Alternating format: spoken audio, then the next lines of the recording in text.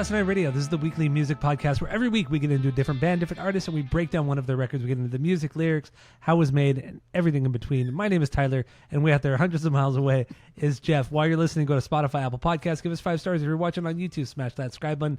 Just dance into my That's my intro. interpretive dance to your fucking boring vocal gait. There you go. There's the insult. So yeah, keep listening. Tell all your friends. What are we doing this week, Jeff? Go. Fact. Maniacal Laughter by the Bouncing Souls is. That's right, dude. This is their second record from 96. I don't know. Fuck it. I don't care.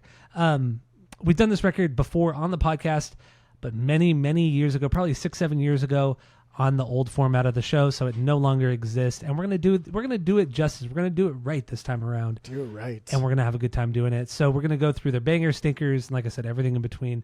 So but we're going to start with our origin story and then first impressions of this record, Maniacal Laughter. So, origin story, if people don't already know, what do you got? Go.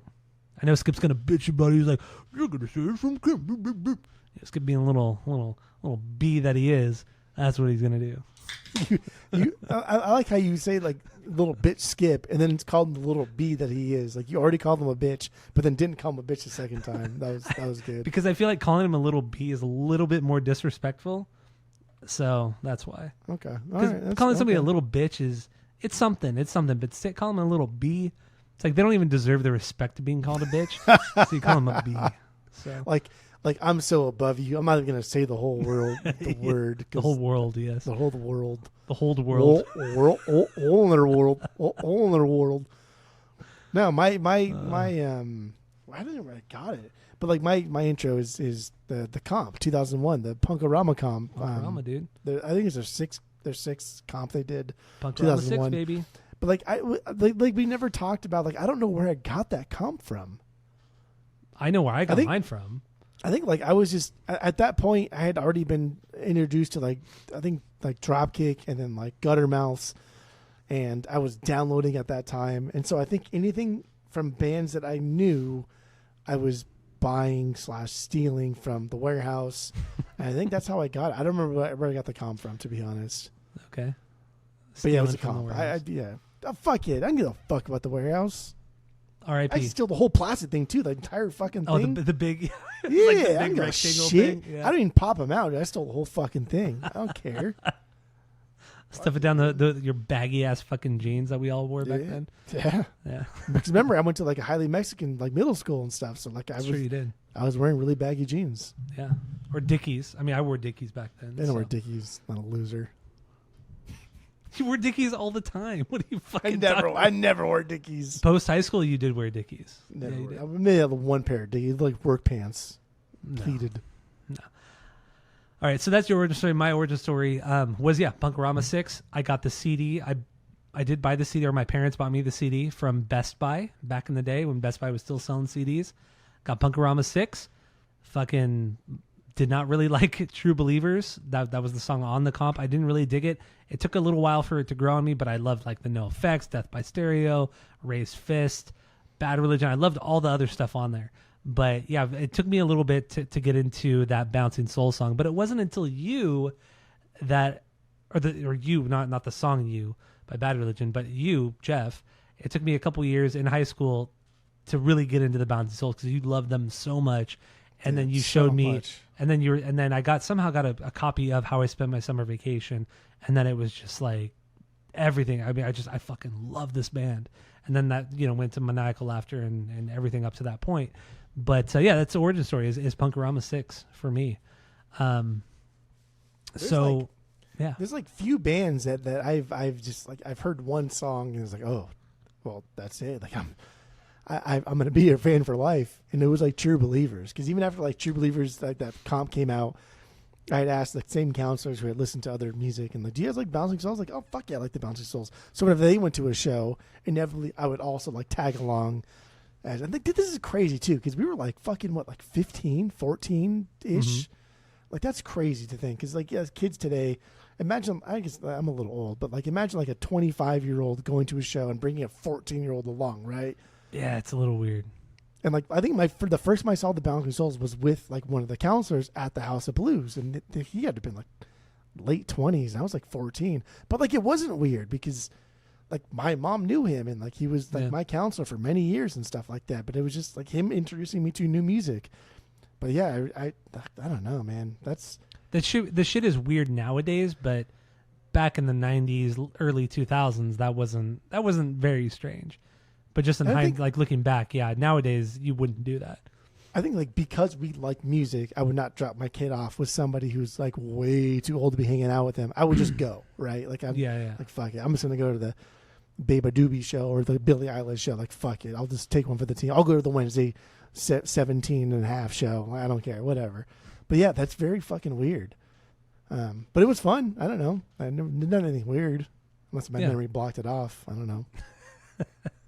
So this traumatic shit that you've just been blocking for 25 years. That would be wild, but like, no, I don't think so. I saw the Get Up Kids with the same people. I saw Limbeck fucking numerous times, but yeah, I don't.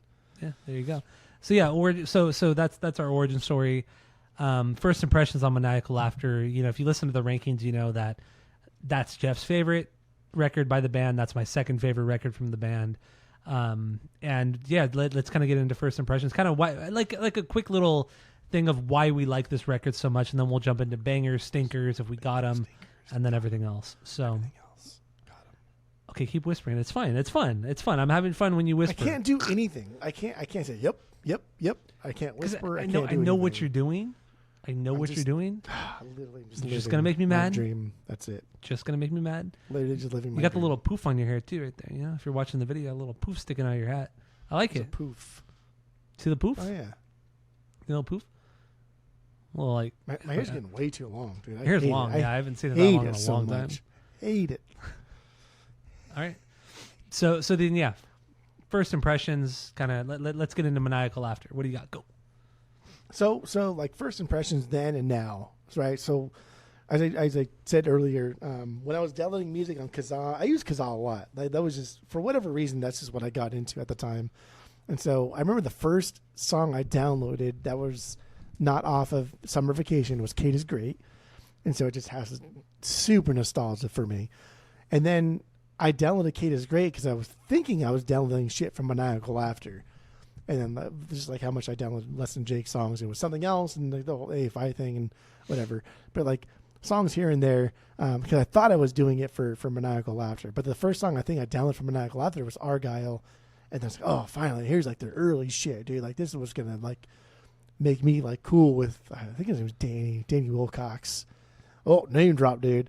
Yeah, Danny Wilcox was like the punker dude. And Tony G, which he actually later on worked for House of Blues too and got me like tickets and stuff for House of Blues. But yeah, Argyle, like that's why like Argyle holds such like a special place. And then like fast forward many years, not the album. Song Argyle, not the album. There's an album called Argyle. There's an Argyle EP. There's an EP. Good and the bad lines. Okay. You don't have to correct me, but I know you understood. The reason I wore those stupid fucking like shirts in high school, like the Argyle vest, is because of the Balancing Souls. Yeah, like, you wore them a lot. Like that's why I did it, because I wanted to be like this weird combination of like preppy looking like Rivers mixed with like this obnoxious kind of like out of fashion punk Bouncing Souls thing. And I did that for like a minute. I think like freshman, sophomore year, I did that for a minute. But I mean, I like Argyle. I like the Argyle sweaters and vests and shit. I think that looks cool. Like in Wedding Crashers, remember Owen Wilson wears that too? Yeah. It's just too much work. Like that's what you find out fast. It's just too much work, and I don't want to do a lot of work. So, but yeah. Anyway, first impressions back then was like, fuck, man, this is the most punk thing I own. But don't forget, like, Very Proud of You was the first full like album that I downloaded off Kazaa. It took me like 3 days to download that shit. That was the first like full record I ever downloaded off Kazaa. And like this, I think may have been the second. It was either this or like Less Than Jake. Like one of those three things was my second. But Very Proud of You was the first. So like, I was still very much into like this scene of punk and when this download, and I'm telling you, right when I heard True Believers, I was like, I'm a fan for life. True Believers and fucking the Guttermouth song. Those two things. Oh yeah, Can I Borrow Some Ambition? I was like, I'm a fan for life. Everything else here, on there, I think was like great stuffs, but it wasn't until I heard other stuff from them that I thought like, okay, I'll be a fan for life. But True Believers and Can I Borrow Some Ambition, fan for life. Yeah, I actually I forgot to bring up the Guttermouth song. Yeah, that was the song that got me into Guttermouth.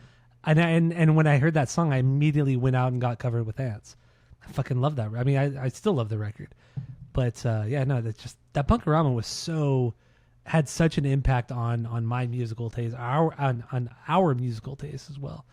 Yeah, it was these '90s punk bands like now like realizing like, oh shit, like Warped Tour is now a massive fucking thing, and we can make a lot of money if we're not just doing shitty 2-minute snotty punk songs. Yeah. Let's like put a little bit more effort into it and write some melodies. And like, that's why I blew up, dude. That's why I did, dude. That's why I got bigger, dude.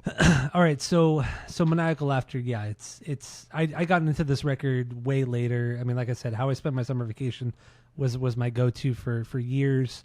And then it took a little while to get into Maniacal Laughter, things outside of that summer vacation record. But I mean, yeah, in the end, this is like top tier Bouncing Souls. The artwork's fucking so rad. The album's only rad. 27 minutes, 28 minutes, and there's 12 songs. It's an incredibly short, concise record. I love it to death. I have no stinkers on here. I have 12 bangers. I don't give a fuck. Every song is an absolute fucking banger on here. So, I mean, you don't have any stinkers, right? I mean, no, of course not. This is obviously a perfect record. Yeah. I think it's one of the best punk records. This is like, I would say this is like top 20 best punk records that have ever been released. That's wrong, dude. It's great. That's wrong? Yeah, top 20 punk records ever released. Top 20 punk records? No way. I mean, because in the end, I challenge you to just. This is your weekly homework. Summer Vacation, not a punk record. It's not a punk record. It's a pop punk record. So yeah, it's a punk record. This is a punk record. There's no pop punk in this whatsoever. This is a punk record. You're right. There is no pop punk. Your homework is to give me 20 punk records that are better than this. I'll work on it. Which I know what you're gonna say. All of Atreyu, all of Death by Stereo, Corn. See, even Rupert's all fucking mad, dude. See, God damn. See. Also, I don't. We just go over this real quick, but like, I love this band a lot. This is like a top 3 band for me. This is a top 5 album of all time for me. Truly, I don't like any of their artwork. What? Never have, never will. Not even. Not come on. like. I don't like their artwork, dude. Maniacal Laughter and Anchors Away are their best, like hands down, and also self-titled.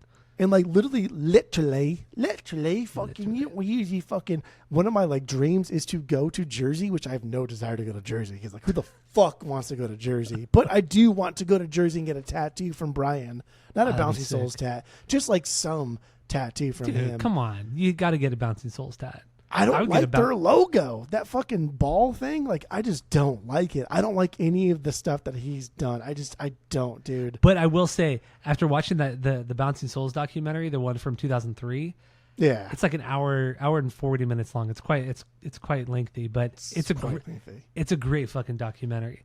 But I really do like that first logo that Brian did of without like the touch up, right? Without the color thing. So it was more like it was the ball. It was the ball face.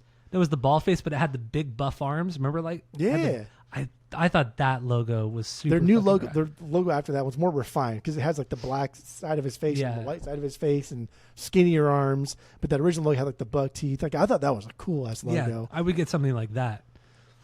But I would for sure get a Bouncing Souls tattoo. Like if you and I got one, if you got one, I would for sure get one. I don't think I would ask him for a Bouncing Souls tattoo, and I think I'd have to be honest if he asked me why.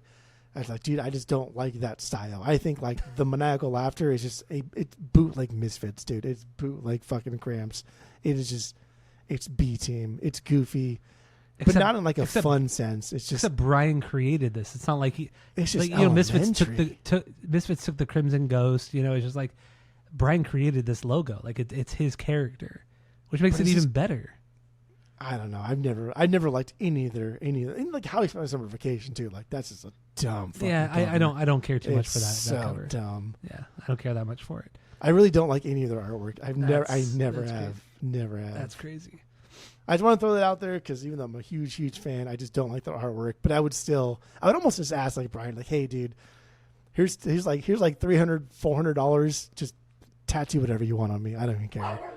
And then he tattoos the Bouncing Souls head. That would be ballsy. That would be actually pretty fucking funny if you did that. like you jack. Like Spicoli, you jack. All right, so let's get into a couple bangers here, and then we'll talk more about the making of the record and kind of the background of the record and history of the early history of the band. So, what's your number one banger? Your favorite song off this record? We know what my favorite. What's Argyle? It's Argyle's my Argyle's one so B. It's my good. favorite song. It's not even fucking close. Not even fucking close. Like True Believers was my favorite. I started downloading. Oh, Kate is great. It's so fucking good. And all of a sudden, do. I was like, oh my god. And I think like it just perfectly coincided. Oh my god, it perfectly coincided with like me starting to play music, and like Ronald and Joe, like my neighbors and stuff. Like this was the first time I heard a song where I was like, damn, I can actually pick apart. Wait, actually, the kids say all the time. Wait, actually, I can pick apart like the different parts to this band, and I think we could play this. And like these are high hopes for a guy that's just been playing for like 3 days. But yeah, this was the first real song that me, Ronald, and Joe played all the way through. Ronald's on drums, and honestly, like Ronald's heyday on drums, he was passable. He was passable as fuck. Okay. And that's good, which means like he was better then than we are now. Like, he was. He practiced hard, dude. He practiced a lot, and we could play this whole fucking song, and like that was one of my most crowning achievements is playing this song through and through. Because it's like, dude, not only did I like find this band that like, in my mind, no one's ever heard of. Like, who's heard of Bouncing Souls? But I got their first record that no one's ever heard. And I got this random song that I'm going to give to my neighbors, and we're going to jam and be a band and do this. And like, come on, man. That's, ugh. Okay. I mean, so it's more the nostalgia that hits for the song rather than the nostalgia song runs itself. deep. But the song's fucking dope. It is. We it is. never, ever, ever, ever got a song like this where it is bass driven. Yeah, Brian's a pretty damn like rad like punk bass player for sure. Yeah. But we never got a song that's bass driven. I think this is the only song they've ever done that's bass driven. It really is. It really is. Has a lot of bouncy moments too. But I think the one thing that you love about this song so much that you haven't said yet, it has so many of those really great pop punk stops. No, it's the pop punk stops where everything stops for that split second, and then it drops back into it. And they do it so much in this fucking song. They do this pop punk stops a lot, and that's why you like it. Yeah, that's really why you I like all of it. In the fast parts, you're like, no one ever be like me, and then go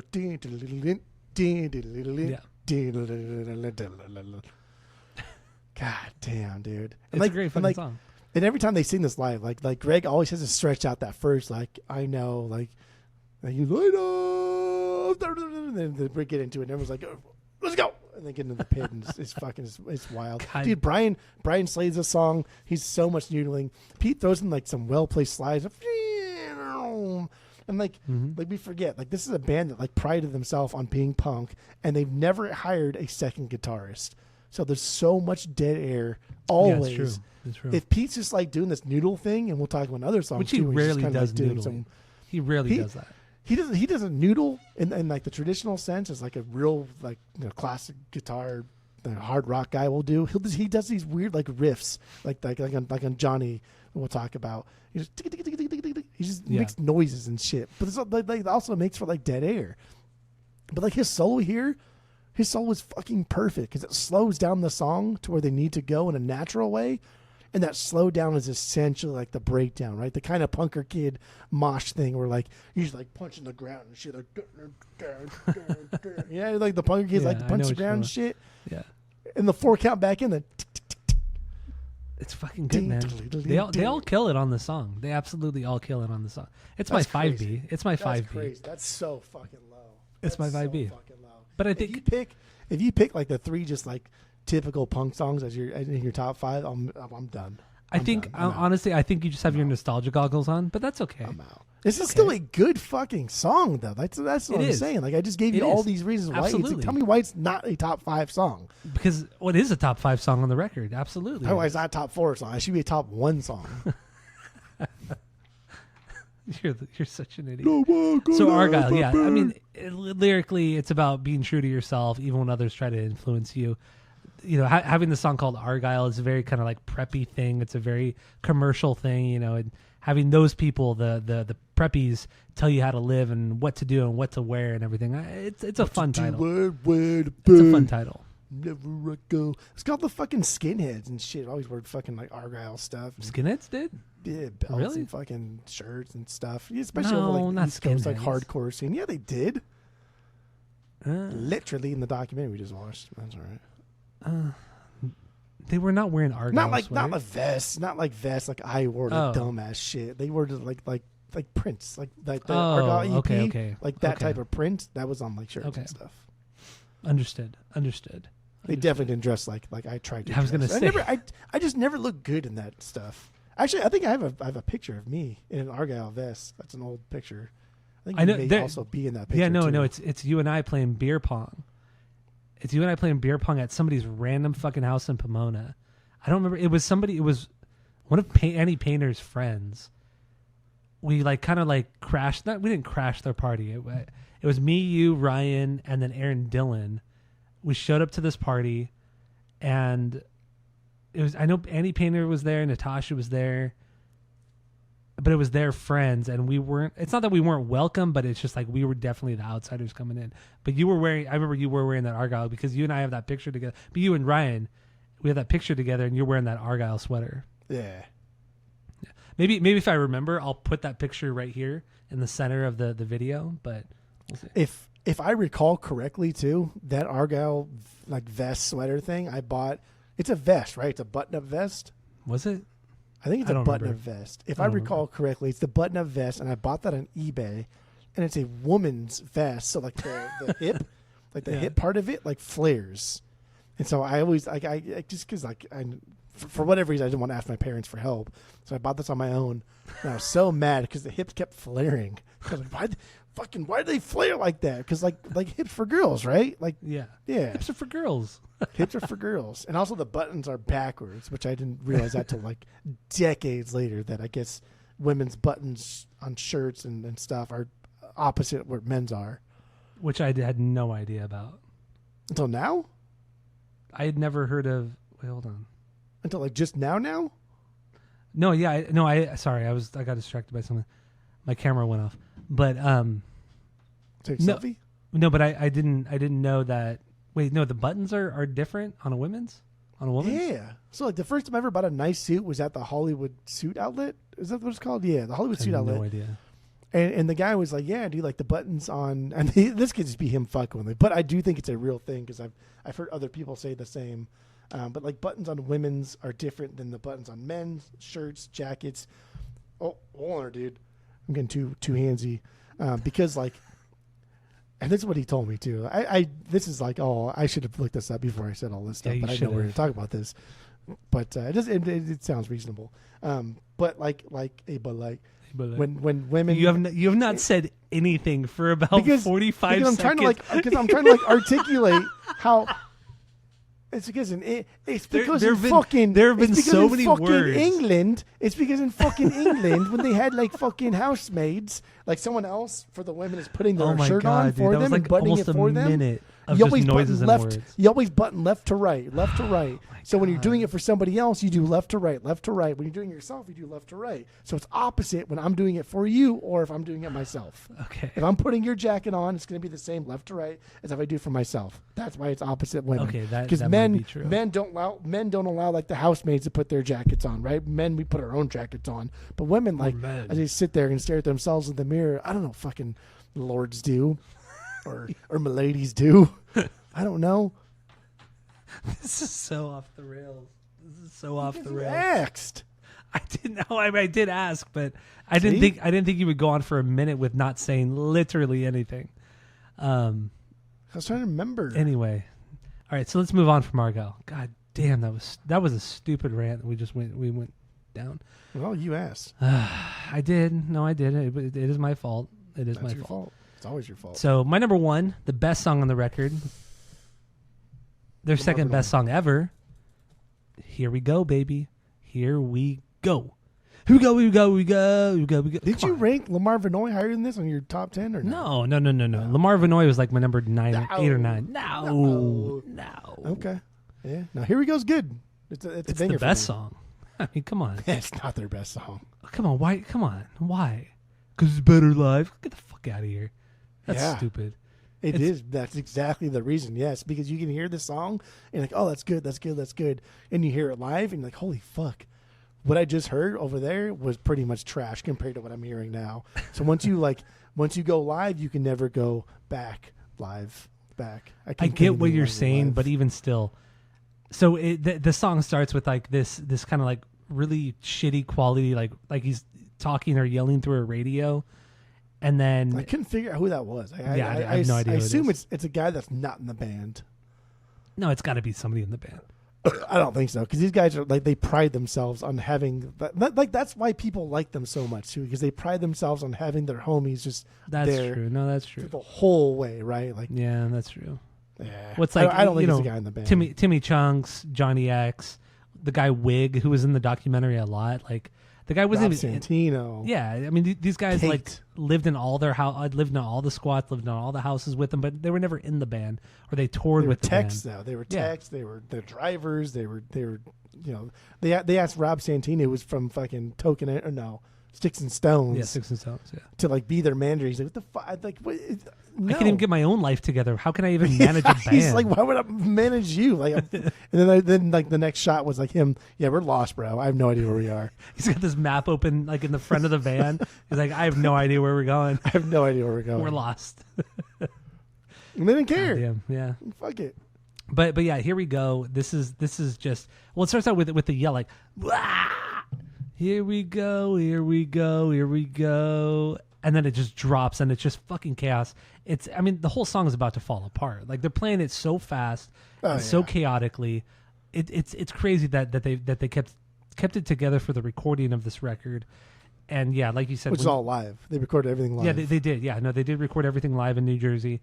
And but yeah, when you see them live and they play this song, it's funny because like Greg, the singer, he'll go, here we go, here. Like he'll start it kind of quiet and slow, and then the crowd, like right when he does that, just takes over. The crowd just fucking erupts. It absolutely erupts. And then when everybody comes in, like we mentioned in the rankings episode, or maybe even in this episode, there's not more of a fun pit. I mean, there's no better pit than a Bouncing Souls pit. Like it never gets too violent, never gets too crazy. It's just the perfect amount of crazy. Too slow. It's always moving. Always moving. It is the perfect pit. A Bouncing Souls pit is a perfect pit. And when they play Here We Go, this is the pinnacle of their live show. Hands down, the pinnacle of their live show. I think like going into like the live thing again, because that's a good point, because we don't talk about how often like Greg will start singing a song and the crowd will just take over. And like, honestly, like for all intents and purposes, like I don't give a fuck if the bouncers are on stage or not. As long as we're all singing this song, you guys can just leave. We got this. Like we're good. We will have just as much fun time with each other as if you guys just play the song. Like obviously they played, it's fucking great, but like that's the Bouncing Souls crowd. Is we are just having fun. Like everyone here is now friends, right? Yeah. But I have to love you immediately, but forget you as soon as you leave. Yep. Like Brad Pitt, and I just watched all the Ocean's movies the other day. That's why you keep referencing it. Okay. Yeah. Okay. Actually, yesterday I finished Ocean 13. I've watched all three. I didn't watch the remakes or the sequels, whatever you want to call them. And there's only one. There's just Ocean's 8, and that's the girl one. Yeah. Oh, maybe they're making another one, a new one with the, like kind of the OG cast or whoever's still talked alive. about it, but then Bernie Mac's dead. Oh yeah, it's like a couple of the guys are dead. A couple of the guys are dead from it. So. Bernie Mac was he was so good in Ocean's 11. He was. I mean, those are great movies. They're great fucking. The first two are fucking great. 13 is good, but it's nothing on the first two. But anyway, Here We Go. This is the best song on the record, and they're just so. This song is so much fun when they play it live. I can't get over it. This song is too aggressive and too fast for these guys' capabilities, and I'm sure it probably took them a fuck ton of time to get this right live. Because even like Pete's like fast, like the the palm beats that he's doing. Yeah. Dude, they sound like absolute trash. They do. Like I don't think they've ever perfected it. I mean, you and I don't think they ever tried. And they don't need to. That's the thing too. They don't need to perfect it. And you and I have seen this band with two of the three drummers. We've never seen the band with Shal, the OG drummer, because he left in '99. But we've seen the band a bunch of times with Michael McDermott, and we've seen them several times with the new drummer George Rebello. I mean, both are great drummers. Honestly, they're great drummers, but it's not just them; it's the rest of the band that have to keep up. And Pete's a cool drummer. I mean, a cool guitarist. But I mean, this song is fast, man. It's fast. It's chaotic, aggressive.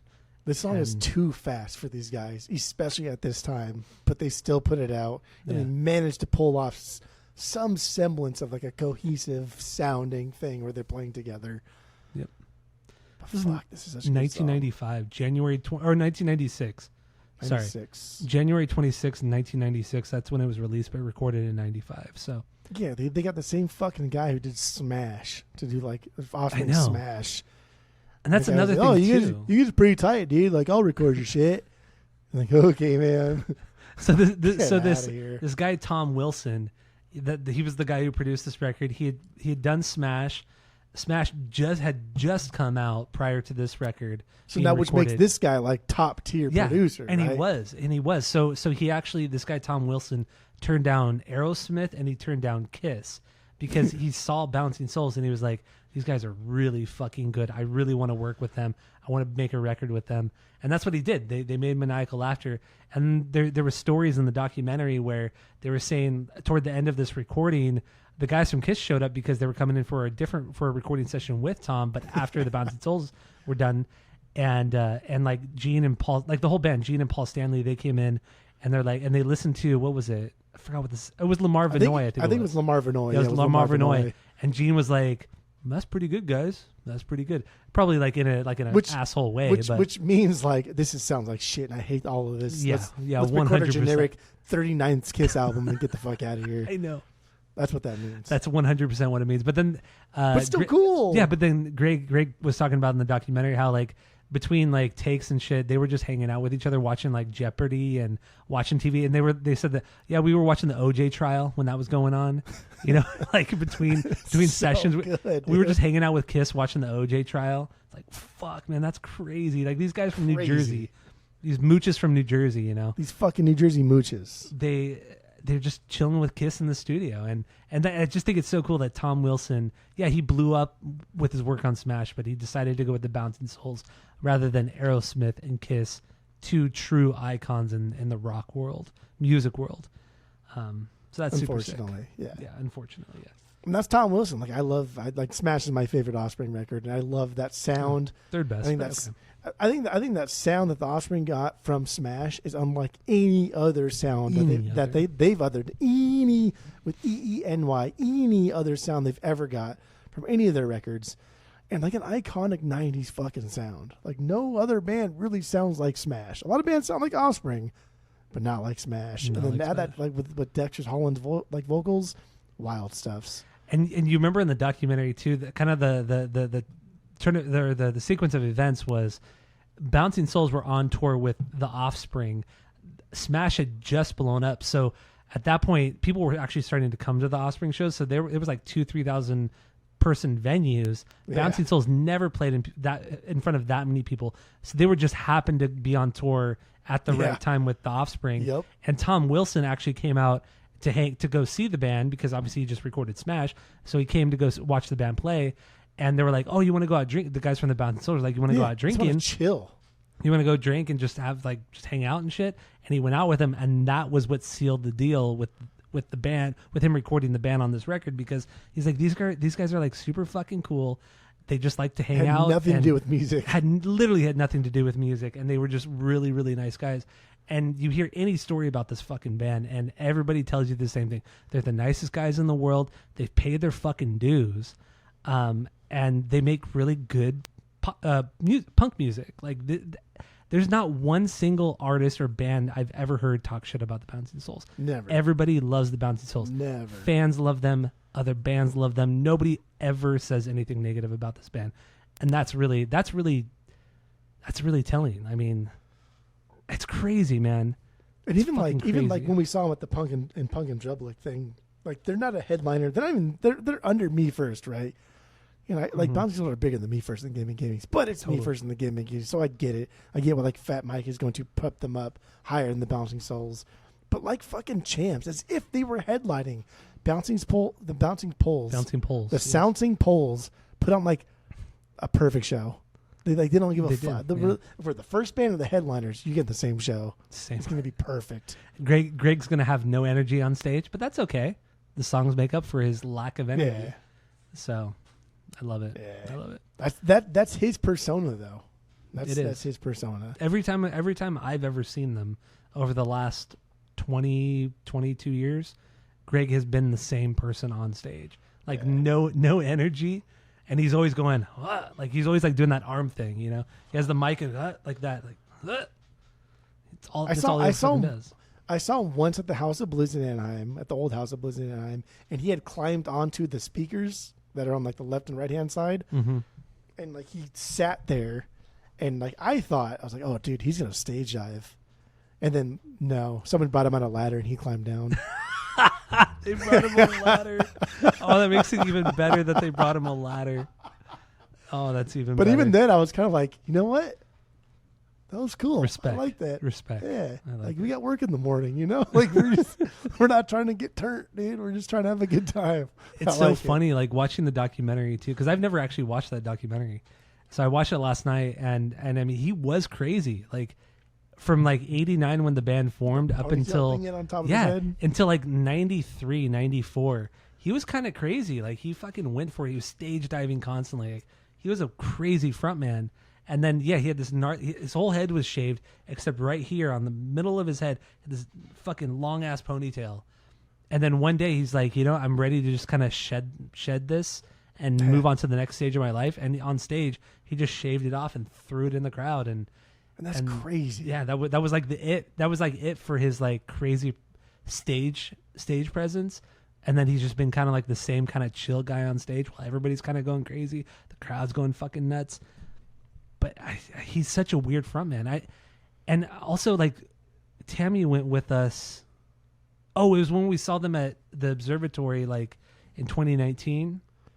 And the Bronx opened up for them. Remember that? Oh, that was such a good fucking show. And Tammy and Erica went with us.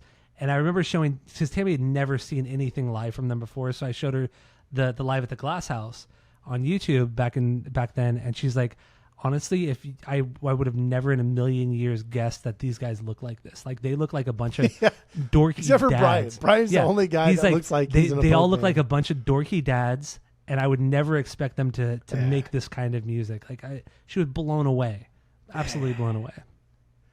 Love it. That was a wild show because like they're all like objectively old now. But even like Joey Castillo's not like he's also old from the Bronx, or he was in the Bronx, at the time. Yeah, but like the energy he brought like on that show, right? Yeah, that was a crazy. So much of a different energy than the entirety of Bouncing Souls. So dude, you guys are all kind of in the same like age group here. Like that's. That's crazy. I know. But like, fuck it, dude. Like that's their personality. That's them. That's coming through. I don't know. It doesn't come through their music. They're still putting out fucking bangers and shit. Yeah. Like, it's bizarre. And also kind of going back to this era of the band. I mean, this came out. They recorded in '95. They were still like, you know, they were still paying their dues. Like I'm gonna keep saying this because they weren't just some schmucks that toured for a year and then blew up. I mean, these guys were. They formed in '89. They lived in like squats. Like they would essentially just rent a rundown house in the worst parts of New Jersey.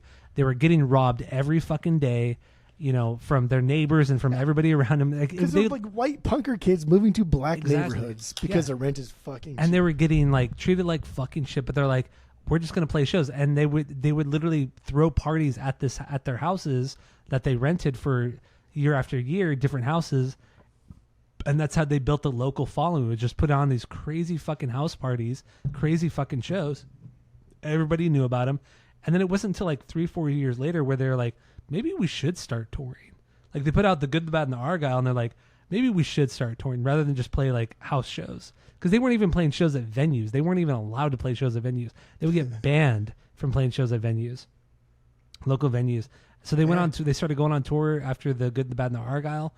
And then their tours were fucking crazy too. They were just, they had this old beat up fucking van they called the Hav Podge, or I don't The know. Hav Pod, the HOV Pod, the Hav Yeah, Pod. something like that. And yeah, it was this old like stinky fucking gnarly old van, which eventually blew up after like 4 years. But no, dude, these guys paid their dues through and through. Like they truly lived the punker lifestyle, like the hardcore punker lifestyle you watch in like the decline of the Western civilization, where you watch like the Black Flag guys and all that shit from the early 80s. These guys did the exact same thing, but everybody fucking loved this band. Yeah. Like there was no, like if you watch like old Black Flag, Dead Kennedys, all that stuff from the early 80s, late 70s out here in LA, everybody was fighting, wanted to beat each other up, and it was very, very hostile and violent. But with the Bouncing Souls, every single person loved this band. And eventually they would win over like the neighbors. Like, yeah, there were these white punker guys in this all black neighborhood, and then they were like, well, why don't we just clean out the pool ourselves, refill it, and invite all the neighbor kids just to fucking hang out and make nice with everybody. And they did. Like the whole neighborhood ended up loving them because they built this like their own community with everybody else, and they were very welcoming, and there was just like, dude, they are the nicest fucking band ever. The nicest band ever. Yeah, it really does seem like I mean, it doesn't seem like, I think they are that. And like throughout like all of their any interview I've ever read from them, and the three main guys minus the drummers, they've always said like almost like every interview I've ever read in the past 10 years, they've always said the same thing. Like, if our career ended today, I would be completely happy, and I would go home and I would think, damn, my life is good. Yeah. Like, that's just like, fuck. Ugh. I love Gets it. you, know? Like, it's like, Love that's it. so cool. Like, Yeah. had we never released another record, I am just cool with calling it a day. I'm cool with going home to my dog, and like Brian like doing my tattoo thing, and like I don't know what the fuck. Pete like produces stuff now. Yeah, and Like then the whole Greg moved to underground basement thing fucking he has. Idaho. Like, Idaho, yeah. lives in the fucking forest in Idaho with his Has wife his and kid kids. now, and he's just like, I don't give a fuck. Like, I'm gonna spend the rest of my life just staring at my kid. That's cool, Just- man. Like, if that's how you want to live your life, fuck yeah, dude. If But it it's makes like, you happy. do you guys even know what you did? Like, you know what I mean? Like, do you Yeah, understand that's like one what thing you too. did? Are you fucking stupid? That's crazy. That's like Van Halen breaking up after Van Halen won. Like, oh, we did. We had a good run. Like, what, do you understand? Like how good you are? And how many Ugh. people love your band? It's crazy. And like the show tonight like sold out. So Yeah, like out in the Arizona. Wednesday 13 the Wednesday 13 show I went to, and like he has a big following. And He not that does. I'm comparing the two or whatever, but like that was a showcase because it was Wednesday 13 and then two bands that are from Arizona. I was like, okay, this should be like and there was like nobody there. I was like, man, fuck these Arizonians. They don't know shit. But like the Bouncing Souls, man, like it sold out. I was like, what the fuck? On Like a Bayside. Thursday Bayside's night. another On a band, too. Thursday Like, night. Dude, Bayside sells out. And like for whatever, you know, like them or love them or whatever, but like that's another band that just like they sell out. Mm-hmm. It's fucking weird. People So- just like you. It's true. It's totally true. So let's get into a couple other songs, a couple other bangers here. Are we Um, done with Here We Go? Because I've way more notes on like lyrics and Oh yeah, Like okay. Paint Yeah, Drum I guess we and- haven't talked about. Yeah, so let's jump in and let's get back to the song and the lyrics. So it's about the van or bus breaking down in Indiana, getting stuck in some small town after hitchhiking a while, and just kind of like this kind of little crazy story in under 2 minutes. But it was all like autobiographical, and they talk about it in the documentary how it all went down. Did you read the little flip book thing from the Lamar Vinoy / Rob Santino No, Reddit thread that I sent you? I didn't get a chance to go through it. I No. just didn't have time. So like in the diary, like Rob Santino, I don't know if it's Santello or Santino. Santello, I think it was. I think it was Santello. Santello. He was their tour manager, quote unquote, and then also he was like one of our people in Sticks and Stones, a band they played with back in the day. But he wrote a diary, and he was very literate, and so he wrote very descriptive things. And he had said that this whole thing came about when they were in Indiana for a week. Not really, but like the police were like the farm punker kids, right? The bus breaks down, bus has to go get fixed. They can't take everyone on the bus, and they Yeah. talked about on the dock, right? And so like they can't take everyone on the bus, so everyone else who cannot go on the bus or sit in the front seat of the bus or the tow truck has to walk. And it was like a 16-20 mile walk through the Indiana, and these kids all fight. You know, Brian Keelan has the fucking purple mohawk. and there's a bunch of like skinhead looking kids walking through Indiana. All these cops start driving by, right? And of course, once the first cop drives by, he raises the other ones. They drive by. Like, where are you going? Are you from here? Getting hassled over and over and over. Nobody offers him a ride. So eventually, like these random Chicago, like punkers who are just on their way back to Chicago from a show on the East Coast or something like that, picked him up and dropped him off at a Walmart. And then like in that Walmart like area shopping center, that's when they found the White Castle that was open late at night where they could get like refills and shit like that. And it's just like, dude, what's like, that's like you said, paying your dues, right? Like not knowing how you're going to get home, but fuck it. Like they could have died out there, right? They could have been like walking 20 miles home and could have just fucking died. Like somebody could have ran them over. They could have taken the wrong turn, got shot. They could have just starved to death. They could have, I don't know. 20 miles is a long way to walk. Absolutely. That's a long way to walk. In the middle of nowhere, the middle of Indiana. If it's in the summer, you know, it's fucking hot as shit. If it's in the winter, they could freeze to death. You know, it's just like, so like it's crazy. Yeah. This song was like, you know, manifested like a year before this record came out. And I think the title, this Here We Go, is like, dude, that's the bee's knees right there. Because this song is just shit after shit after shit after shit after shit. Bad luck, yeah. And to call it Here We Go, like, nah, fuck it. Here we go. Let's do it. Like, that's wild. It's the positive attitude, man. That's wild. This band is full of positive attitude. Like, I mean, there are a lot of songs lyrically on this record that talk about heartbreak and depression and shit like that. But this song is about overcoming the shit that's thrown at you in life, or the shit that's thrown at you on tour, and this fuck it, dude, let's go. And this is autobiographical, man. This shit fucking happened to them. Like, they paid their fucking dues. I love it. I fucking love it. I really did. Oi, oi, oi, oi. Oi, right. Oi, oi. All right, so we're good with Here We Go. Let's move on to, I mean, your number 2 banger, right? Yeah. What do you got? Go. His name was Lamar Vinoy. Lamar Vinoy. There we go. There we go. That's my number 2 as well. Opener. He was only 16 and I knew he wasn't like anyone else. So what do you got on this one? I mean, it's such a banger of an opener. Can't fuck with it. And like, this was a guy, right? This is an actual one of their fucking friends. And Lamar Vinoy sounds just like, who the fuck would ever name their kid any of these 2 words put together? But this is a guy. And like on their Taiwan on, I think I sent you. What did I send you? I sent you. Oh no, I sent for the other one where it was Here We Go, the only live version you get on vinyl, right? Do you add that to your want list? I don't, but I should put it on my. I don't know why I don't. You should put it. It's the only your back door is open right now. That's kind of weird. Oh, because the dog. It creeped open, but I didn't see the dog come in. Yeah, the dog went out. Yeah. So like on the Taiwan on record, on the live record, they open this song up by saying, "This song is about a jerk friend of ours," and it's Greg saying it. And it's I don't know. I think it's so good. It's very, like the way we talk. Like that's how we would open up a song had we had done this type of song about like each other or one of our friend groups. It's so endearing, but also so disrespectful. And when you hear those opening chords, like and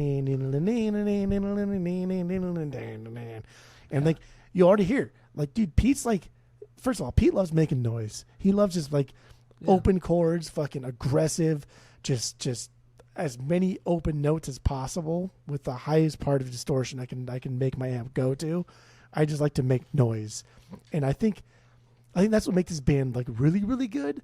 Is because he's not like a flashy guitar player to where he wants to just fucking riff all the time and like noodle and solo. He just likes to make noise, and that allows Brian to like not have to take like the brunt of the music.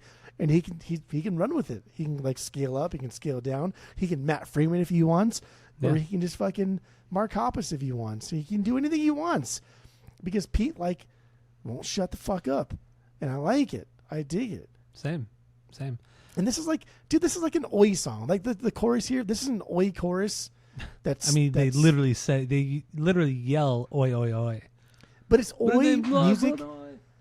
It's Oi music for people that don't want to be like inundated with like kind of shitty, because Oi music is kind of shitty and for the most part. Yeah, a lot of Oi music it's not a good genre. Just this is like this Oi music for the masses, but it's also like punk music kind of for the masses. This is a very pop punky song, even though there's like really no pop to this. No, I get it. I totally get it. It's because it's fucking catchy. I mean, a lot of Oi music is not that catchy. It really isn't. It's a lot of it's very generic, and it's I still want to hear lot about of the working same class shit. woes. Like, Yeah, and a lot of it is just we so all work. Like I don't want to hear about it. it's just a very generic type of punk music that's just been done over and over again, has not progressed whatsoever. And I don't know. I'm not a big fan of Oi. It's not that it's bad. It's just I'm not a huge fan of it. But it's just like you've heard it once, you've heard every fucking band, man. Yeah, it's just like nobody's trying to. I mean, I don't know. I don't really care for it. The 90s, like Epitaph, Fat Records era was a good time for Oi music because like Dropkick and I mean, obviously it Souls, predates that. It predates all that shit. But it was a good time for Oi music because it took the boring out of Oi and made it because better bands were digestible. playing like Oi style, or like they had elements of the Oi style. That's because what it was. I don't want to hear about fucking working class bullshit. Like yes, motherfucker, everybody fucking works. Oh my god, Tuesday, Wednesday, Thursday. I don't care. Yeah. My favorite line of the song is when he says, "In the morning, NYC on the avenue." My favorite line. That's a crowd favorite too. Whenever he says that, everyone was like, "On the avenue." Also, I read something. I don't remember where I read it, but because Lamar Vinoy was in the documentary a lot because he's in Sticks. He was in Sticks and Stones, right? Was that the band he was in? I can't or was he remember just if like, was or was it just like I think it was just a friend? I think it was just a friend. Yeah. Okay, yeah. So I mean, he was in the documentary a lot, but in the end, I did read something this week that like 20 years after the song came out, he had called like some call center. He called some company asking for their services, and they're like, wait, and he gave him his name. They're like, wait, are you the Oi Oi Oi Lamar Vinoy? And he's like, yeah, that's me. So like 20 years on, somebody recognized him just over the phone, like just because of the name. Because I mean, who names their kid Lamar Vinoy? I What kind of name is that? I've never heard that last name ever. Well, I mean, and also, who calls their kid Lamar outside of Lamar Odom? Like, do you know any other Lamar? No, not personally, or really at all. I mean, how many times have you heard that name outside of Lamar Vinoy and Lamar Odom? Never. Yeah, never. And the Vinoy too. It's such a unique name, different name. Dude, like Lamar Vinoy and Lamar Odom too. Two very, very different people. I mean, you cannot talk like about scrawny. One's like a scrawny, like 5-something white kid, and the other one's like a fucking from Boston massive, or from New Jersey. From New Jersey, I should say. And the other one's a simp who just married a Kardashian, and who almost died too.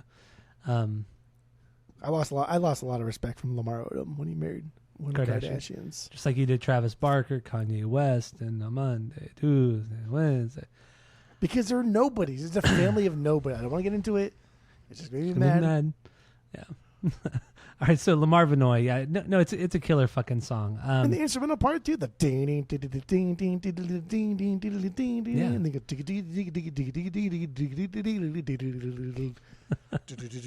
like these guys have no idea what they're doing. They don't. They've all these like cool parts, but I love it. They're putting it together in a way that's like, fuck it. It's punk. Like in punk music, you can like really be like shit at your instruments, right? You can just like be not very good. But if you have like cool ideas and you put it together and you're enthusiastic about it, fucking works. I agree. I totally agree. God damn, this band's so good. So lyrically, it like we were talking about, it's about Lamar Vinoy, but also like a little bit deeper. It's about just a guy who just only really cares about music. He's just depressed all the time. He likes to hang out with his friends, talk about music, listen to music, get drunk, drink a lot of beer, walk around New York, and just kind of just enjoy his surroundings. That's what it really what it is. Just like a carefree spirit and or a drifter almost. So yeah, it's a great fucking song, man. It's a great fucking song. I love it. See, like some songs like this kind of make you think like, oh, that's like disrespecting their friends. But like I think it's the opposite. I think a lot of the songs where they name drop their friends is like them saying like, hey dude, thank you. Mm-hmm. Like we would not be here without you. The opener to like their first record, right? It's named after a guy who's not even in the fucking band. Yeah. But like a guy who just been like praising their or singing their praises for years and years before this, and who has been to every single one of their shows. And yeah, they make fun of or whatever, but it's an endearing making fun of. It is. Yeah. That's why people like the Bouncing Souls. That's why we like the Bouncing Souls. It's everything. Everybody's like so close knit within the scene too. It's like everybody had each other's backs through thick and thin. Like, it's so cool. Like, I mean, the Ballad of Johnny X. I mean, it's about Johnny X from Sticks and Stones. You know, a great friend of the band and all the guys in the band. You know, the Chunk song, Timmy Chunks. You know, come on. I mean, if you like the Bouncing Souls, called Token Injury. So it's like they're constantly name dropping their friends and all this kind of shit in these songs. I fucking love it. It's like it's almost like this outcast kind of fraternity. You know what I mean? Yeah. But they allow everybody in, like the nicest fraternity, no hazing. It's just like, man, you want to come through? Just fucking come through. Don't be a dick. Don't fight anybody. Just fucking come through. Hang out. Drinks. Have some beers with us. Get drunk. Party with us. Play some music with us. I don't care. Just don't be a dick. Like it's like, dude, Bouncing Souls are so cool, man. They're so cool. Yeah. Everything about them. The music, behind the scenes, everything is great. Literally everything about them is cool. And I get it. They didn't define a genre. They didn't redefine anything. They're not this groundbreaking band. Skip. They're not groundbreaking. They're just this fucking really, really great punk band. I'm curious. Has Skip ever seen the Bouncing Souls? I don't think he's ever seen them. No, of course not. That's no. Because they tour Britland. They do tour Britland and all over Europe. But they on the surface they haven't like redefined any genre. But like I'm gonna in my wrap up I'm gonna pitch my case as to why this is a top 20 punk records of all time. Okay. So let's move on from Lamar Vinoy. What's your 3B? Dude, Johnny X, man. Johnny X. First of all, Ballad of Johnny X. First of all, when I'm at the show, like I love being that fucking guy who's like, I know Bouncing Souls, so when I do this, it means like I want to hear Johnny X. Like, it's so dumb though. It's but so dumb when you do that shit. It's so I don't even care when anybody does that. Care. It's like so good. Doing that is like the equivalent of when somebody's doing a guitar solo when you go like this. It's the equivalent of that. That's what it is. So lame. But the difference is Johnny X is a 3B here. This is fuck. Well, dude, no, dude, it's this not is a 3B. An insane song. It's crazy. This what B is this? It's a 9B. Oh, the dude, ninth banger for me. Doing? Ninth banger for me. Just because we probably won't get into them until like now. What 3Bs are after this one? Wait, what? What? So that's your 9, so 10, 11, 12. So you have 3Bs that are not. Okay. So yeah, quick check. My bottom 3: Quick Check Girl, the Freaks, Nerds, and Romantics. Oh God! And then Moon Over Asbury. You're such a fucking butt wipe eating motherfucker. So like the 3 main punk songs here that are essentially the same thing. You put all of those above this one too. They're great punk songs. Because you're a basic bitch. You're a BB. I'm gonna call you this. Even though it's a BD or a DB, I don't know what it is. When I do this, that means you're a basic bitch. From now on, if I do this, that means you're a basic bitch. Normally your jokes work, but this joke did not hit, and it's not good. That's a bad joke. I'll give you props if it's a good joke, but that's not a good joke. Well, because I can't do... Because you're a bitch. It's because you're a bitch. Is this B or D to you? That's a B. It's a basic bitch. That would be a basic bitch right there.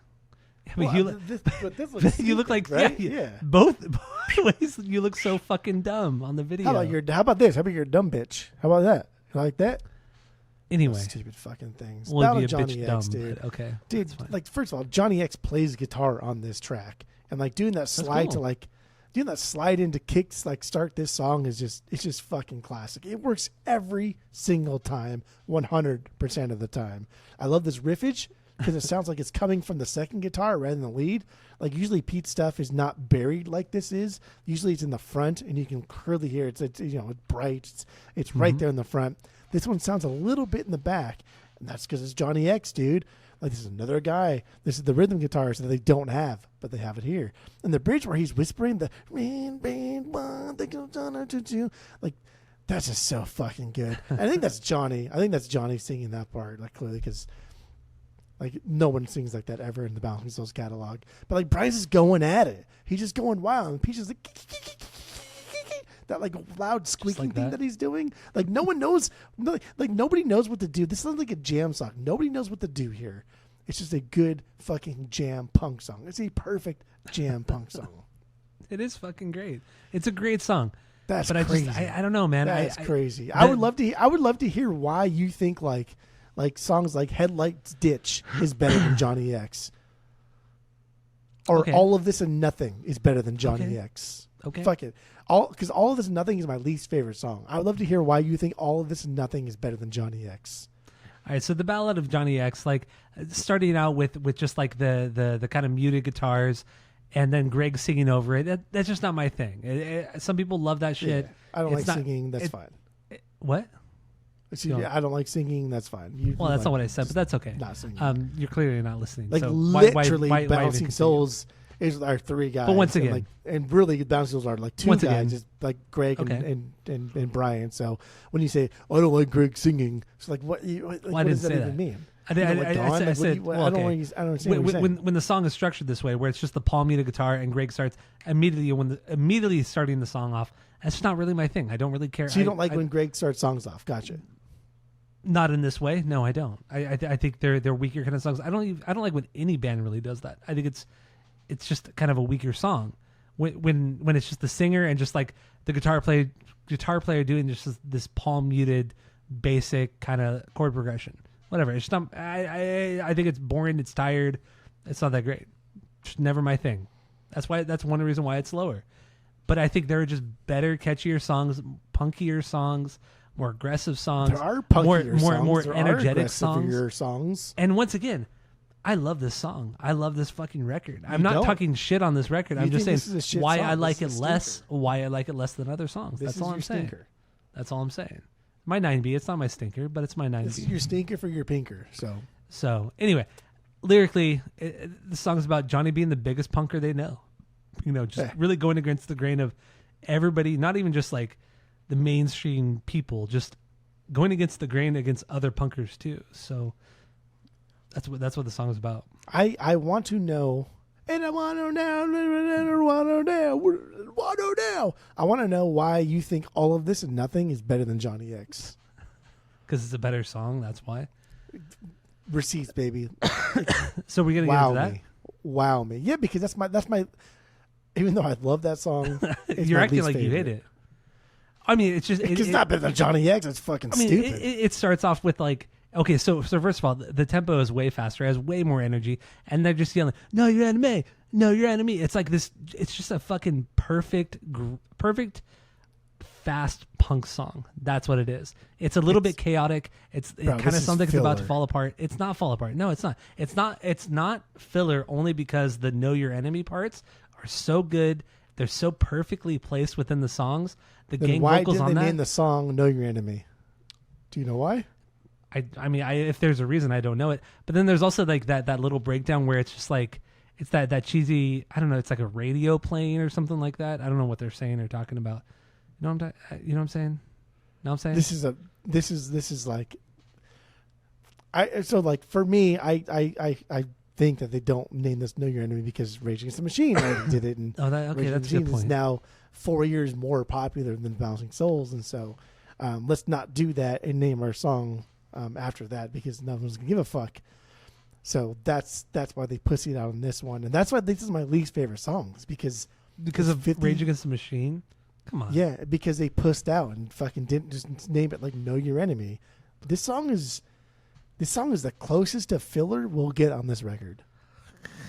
And to think this song is better than Johnny X. The song is 55 seconds long. It's short and sweet. It's short and sweet, baby. It's literally you just trying to pretend and like show people that you're some kind of punker instead of just like enjoying music. That's all it is. So this is what you do. This is what you do. It is. It's either you're such a ballad man, you only like ballads. You don't only like ballads. Okay, listen. No, listen. No, listen to me. No, there's a difference. I don't say you only like them. Well, first of all, you're a sucker for them. You're not letting me finish. So, well, you're putting words once in my mouth. again, I don't like them. You're not letting me finish. I don't like pizza and chicken nuggets. But it's okay.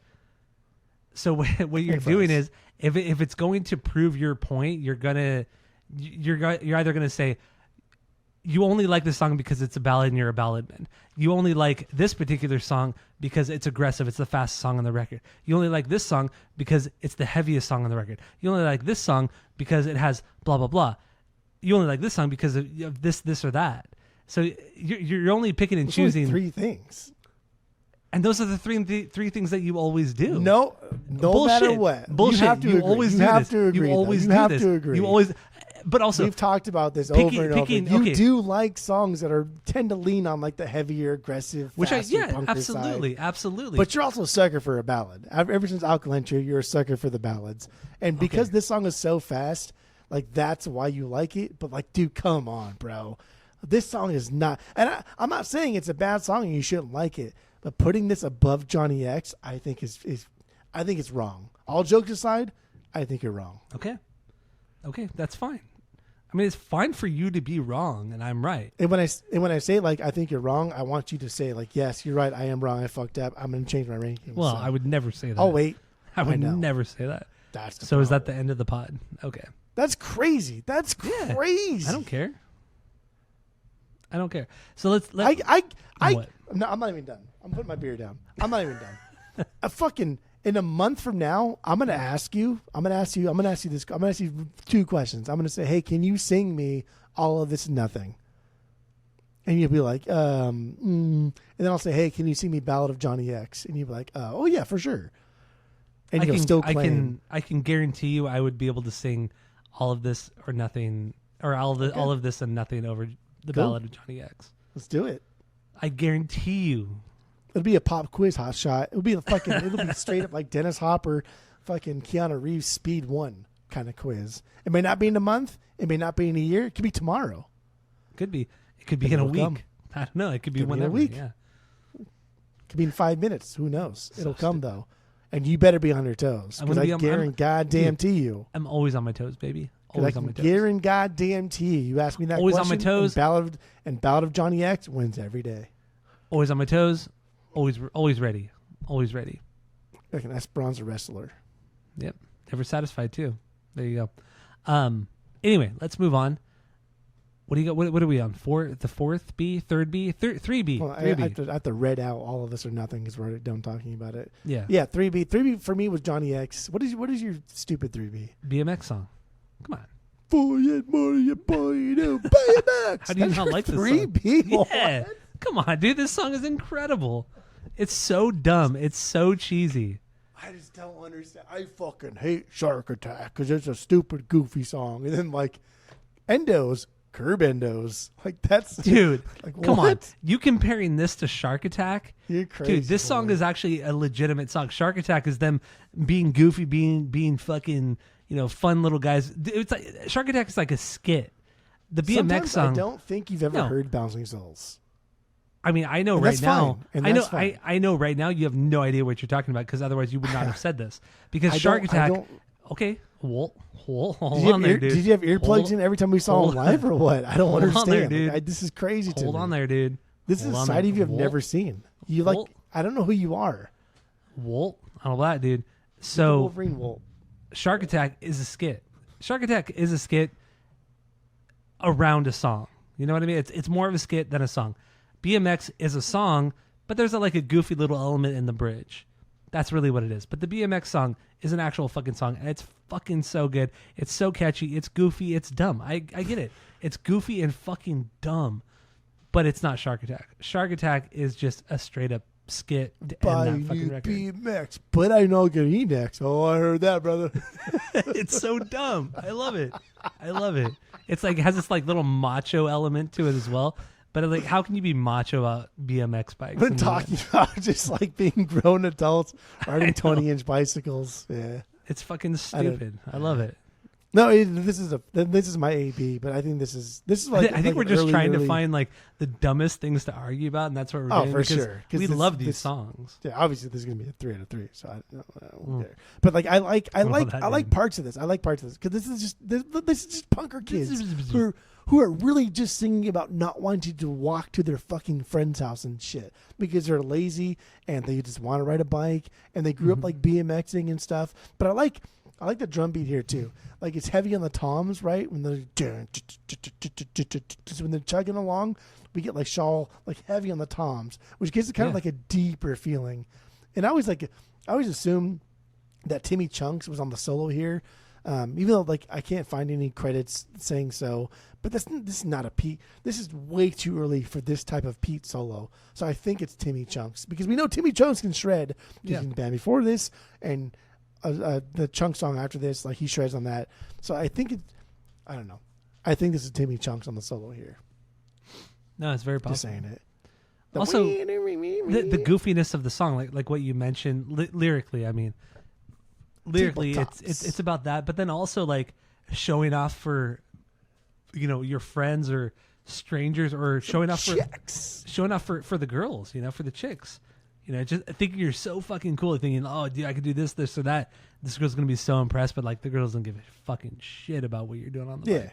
And that's a song. Like they know that's stupid as fuck. Yeah. They know like no girl would ever give a fuck about their endos.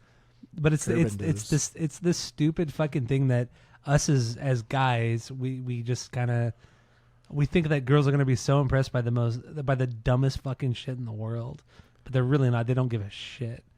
Cause that's for me, it's like because I like Devin and Eric and stuff, and I really did get like heavily into like the BMX scene, like prior to like high school, and like freshman year a little bit, but like the endo, dude, the endo gets me every time. What is an endo? I don't even. I was never into BMX, so I don't know. So an endo is like when you're going up to a curb, or like an endo, I guess, is just like when you stop like the front tire and like the whole backside comes up. Oh, okay.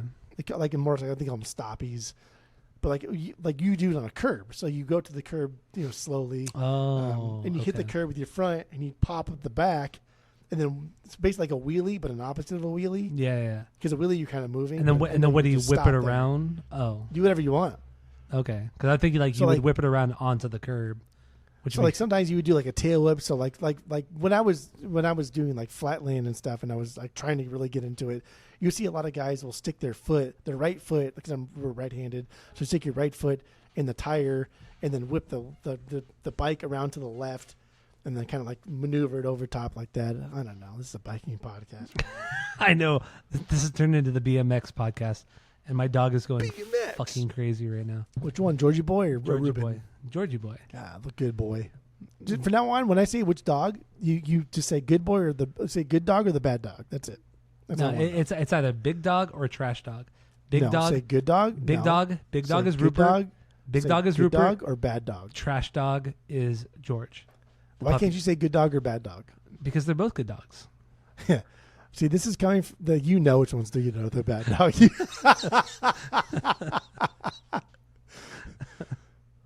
It's either big dog or trash dog. That's what we're doing here. So it's good dog. Oh, it's trash dog. But anyway, so yeah, BMX. No, we're not a BMX podcast. Whatever. Let's move on. So, what do we have next? 4. What's your 4B? How long are we here? How many rounds can a man walk down? How long are we here? Right now we're an hour 20 minutes in. Okay, we could probably. Well, I mean, after edit stuff out, probably like an hour 15. So 5 minutes. I mean, yeah. Well, I mean, we haven't. It's still something, right? It's still something. He's only an hour and 20, but after edit, it's like an hour and 18. So I keep most everything in. I keep most everything in unless we leave or we say something we really shouldn't have said. Like otherwise, I keep pretty much everything. We don't always say things we shouldn't have said. I would like to do 2 things. I do want to run I want to run through every single song. I want to hit my biggest bangers, but then I also want to give you like Spotify's most listened to songs at the very end. Okay. I ranked all the Spotify's listened to songs. It's kind of wild. Let's do that. Let's run through. Yeah, run through it.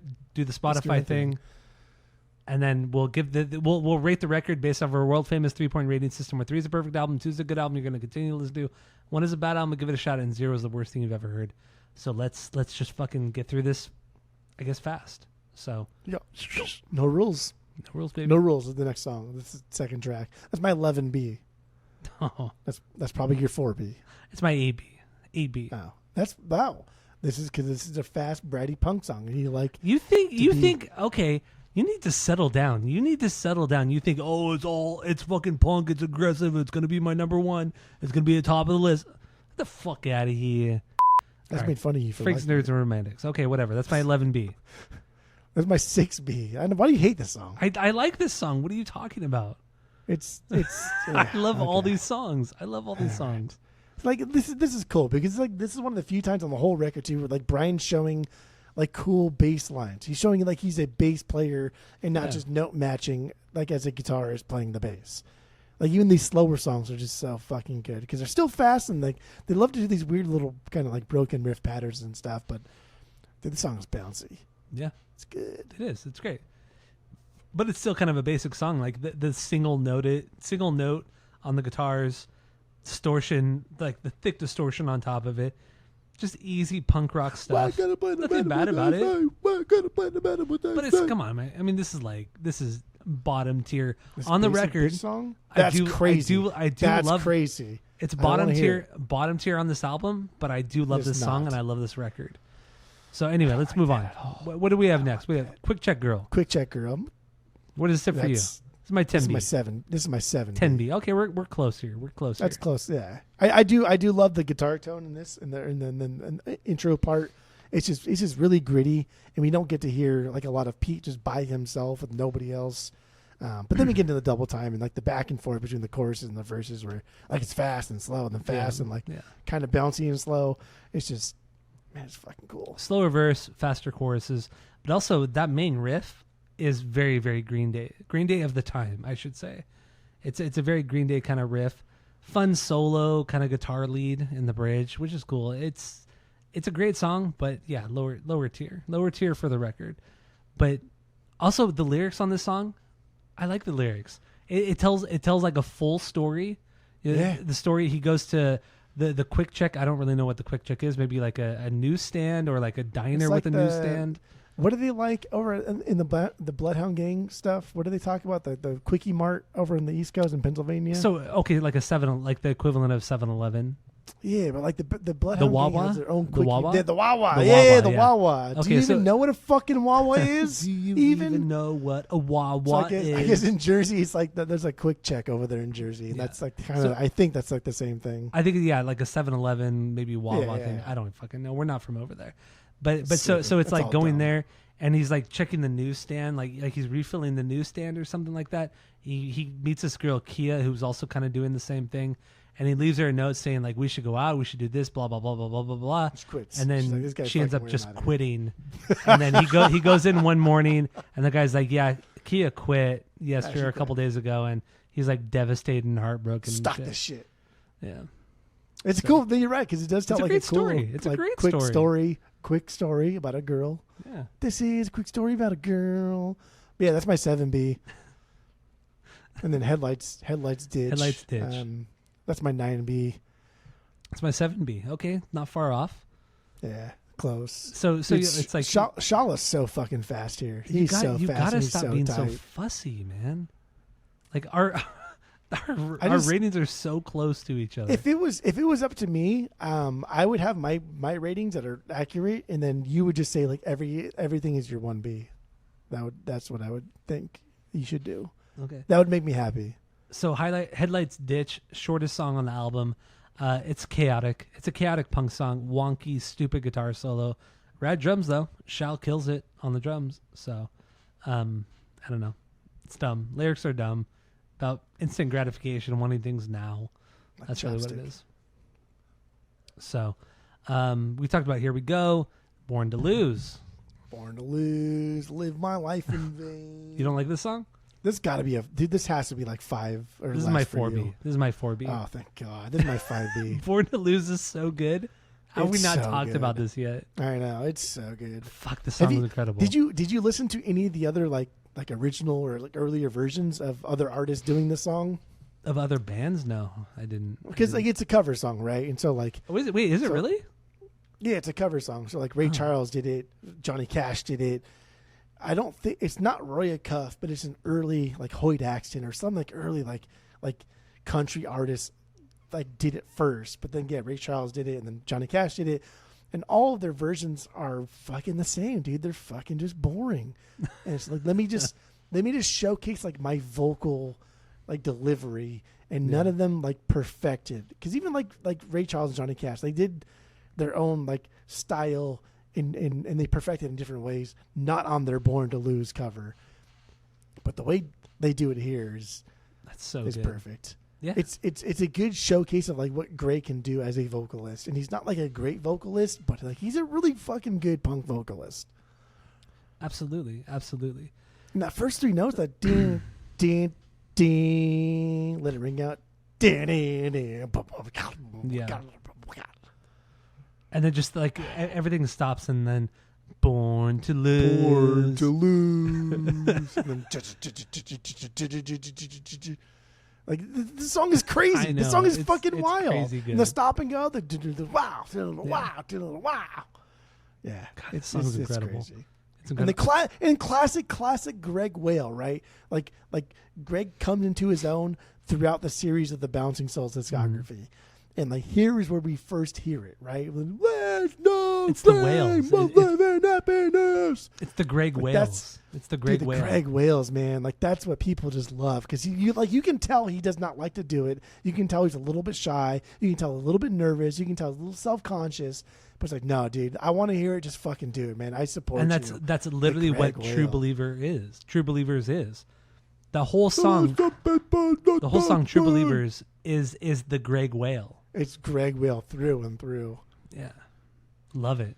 It's kind of Born to Lose is so good. It's kind of bad. The Greg Whale is kind of bad, but it's endearing, pure, and also a little bit good at the same time. It's honest, it's pure. Love it. Love it to death. Goddamn. It's like it's good vocal. It's a good vocal performance mixed with like, I'm shy, but I'm with my friends, so I'll do karaoke. That's a good way of putting it. Yeah. A little bit humbling, but it's still pretty good. Yeah, I dig it. I dig it. Good for him. So the last song we haven't talked about, Moon Over Asbury. My least favorite song on the record, but it's an instrumental. It's still a banger. Least favorite? This is my 10B. It's still an absolute banger. Instrumental. I mean, it starts off with this the whole song has this like surf feel to it, but also this old like outlaw country thing going on as well. Yeah. It has like the reverb. There's so many things going on. It's like the wet reverb of the guitar, but also it's the wet reverb of the guitar, but he's also playing the outlaw country kind of guitar picking. Especially the bass. And like,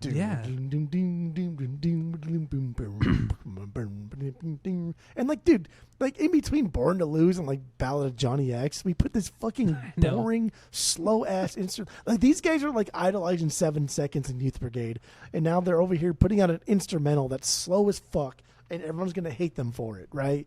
Like this is no like sense. Maniacal Laughter is their big break. They have a big time producer, a guy that's like worth a lot of money that they don't have at this point, and they do Moon Over Asbury. I fucking respect it. I love it. Absolutely, absolutely. So with that being said, let's give our final thoughts. Rate the record based off of our world famous 3-point rating system, where 3 is a perfect album, 2 is a good album you're going to continue to listen to, 1 is a bad album, give it a shot, and 0 is the worst thing you've ever heard. What do you got? Go. So real quick, like Spotify's listens. Here's other. Lamar Vinoy's number 1. Here we go. Freaks, Nerds, Romantics, Born to Lose, Johnny X, Quick Check Girl, Argyle is this far down the list. No Rules, BMX, all of this, Moon Over Asbury, and Headlights Ditch is the least listened to song on this record. But wow, Lamar Vinoy almost has the same amount of listens as everything else on the list. Like that's how much it has, which is only like 1 million. It's not that much, but yeah, for a band like this, yeah. Like to me, that's crazy. That like Lamar Vinoy. I don't know. That's wild to me. So anyway, yeah. This is a band that's just not net. It is net. It's not talked. They're not talked about enough. They're not. And like we talk about NoFX and like all these other like massive like 90s punk bands. And I do really, really think that this is a top 20 punk record of all time, because it mixes like kind of like old school crooning. Like Greg's kind of a crooner. A little bit. Like we're kind of like hearkening into like the Sinatra territory. but it's also like It's not nearly as good. The only other dude, because not to do a lot of albums, dude. They're like 45 million albums, and they're all great, dude. And so like the only other band that's from like New Jersey that's a punk band that's more successful than the Bouncing Souls are the Misfits. And there's a lot of Misfits on a lot of these songs. They're short, they're sweet, they're super melodic, and they get to the point and they leave right afterwards. Say melodic that same way again. How do you say it? No, I'm sorry. You said super. Super. Like you got super melodic, dude. Yeah. Like it's not just melodic, it's super melodic. Is that how I said it? I don't know how I said it. Very, very surfer. Very, very surfer. Yeah. Dude, super melodic, dude. Not even trying to be surfer. It's not that surfer. Huh? Yeah, I know. And this is East Coast. Sounds a little East Coast. There's no surfers on the East Coast. Okay, East Coast is fucking dumb. East Coast, which is crazy stupid. Too, because in the documentary they're like, they got really obsessed with surfing, and like in one of the houses they were living in, everybody was surfing every morning, and they would just like dry out their wetsuits and like their surfboards were hanging everywhere all over the house. It's crazy. I've only been to the East Coast beach when I was in New York, and like that's like nothing. But I did feel the water, and I was like, dude, this is fucking cold. But that's like the East River and shit, so I don't know. But it's still like the East Coast water. I went to Florida when I was a kid. The water was like bath water when we were there. That's nice. So, but it was like, and it was in December. We went in December to Florida, weird. And it was like that's fucking weird. Bath water in Fort Lauderdale, by the way. Fort Lauderdale, Florida. But like the No Doubt song, Bathwater. Yeah, but then also when you and I were in France, when me, you, and Chris were in France, when we were in Nice. That's right, Nice. Was that the Indian Ocean or was it the Atlantic Ocean? I don't remember where Nice is or what ocean that is. But we're from California. Went to public school. Like we don't know. But it was so fucking warm. Remember how fucking warm that water was? Yeah. It was so fucking warm. It was like June. Nice. It was in June. You say June weird. June. A June bug. You say it like Jew, like a Jewish person, Jew, and then like an N, like June. Like a June. That's how it sounded like when you said it right now. Like a June. It's a June.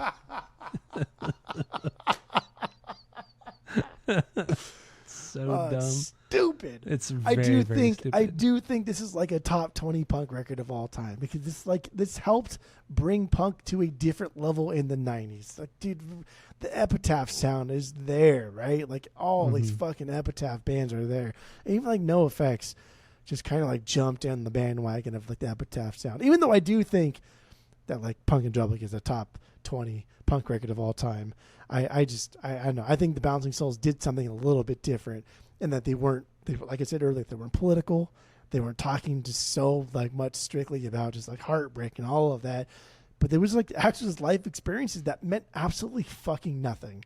These are just dumb concepts that nobody gives a shit about, but we all kind of go through in like our own like individualistic ways, but set to incredibly catchy tunes. And they're fast. They're just as fast as Punk and Drublic. Like these, like 3 of these songs are just as fast, if not faster, than all of Punk and Drublic. So fair. I don't know. This is a fucking perfect 3. I really truly believe this is the top 20 best punk records of all time. And I hate googling like best punk records of all time because like Rolling Stone will put like fucking Nevermind in like top 10 or like Dookie like number 3 and like you fucking asshole motherfucker. All right. Mad. So going back a little bit, I will say before Skip jumps on us, he's like, "You guys know nothing about geography." When we were in Nice, France, who cares? I know, but you know, Skip. Nobody cares. Nobody cares about France. But nobody cares about the UK. So who cares? Who cares? So I just looked it up. Nice, France is part of the Mediterranean Sea. Mediterranean Sea, or at least this part of it, is part of the Atlantic Ocean. So when we were in Nice and we went swimming in that on that beach, we were in the Atlantic Ocean. It was very, very warm. That's the whole point. I just wanted to go back so Skip didn't try to fact check me because it's just gonna make me mad. As if like geography like means anything to anyone like, on fucking Earth. I know. Outside of high school fucking teacher, outside of secondary school teacher, who gives a fucking shit, dude? Oh, Skip. I'm just trying to catch you. It's all connected. It's one ocean anyway. I'm just trying to catch you before you can catch me. Like the finger too. Like got to catch you before you catch me. Catch them all. Pokemon. Final thoughts. 3, we'll call it a night. Maniacal Laughter. This is an incredible fucking punk record from a band who paid who just are so well loved within the scene, and I love that. And they just put out really, really great melodic punk music. I don't care if they've never defined a generation, defined a fucking genre, but they fucking nailed it, and they've put out some incredible fucking records. They put on one of the greatest live shows, punk shows ever. Consistently. We've been seeing them for 20 years. Over We've 20 been seeing years. this band for 20 years. 20 That's crazy. fucking years. And they put on not the same show, but the same energy. They brought the same energy to a show. Yeah, it is kind of the same show. I was trying to be nice. I didn't want to be disrespectful. It is kind of the same show. It is the same. 100% the same show. Totally. Yeah. But that's not a knock to the band or their music or their shows, because their shows are fucking incredible. This band is incredible. This record is fucking awesome. 1996, 1995, 96. They have no right being this good of a punk band, but they are. I love this album. With that being said, I don't do it often, but give them the Wolverines, baby. Give them the Wolverines. No. I give this album a perfect 3 out of 3. Perfect 3 out of 3. The best, Jerry, the best. So there we go. I don't know. That's all I have. That's all we have for this band, for this record. So thank you all for listening. Go to Spotify, Apple Podcasts. If you're watching on YouTube, smash that subscribe button. And that's it. That's all. Bickerwitz.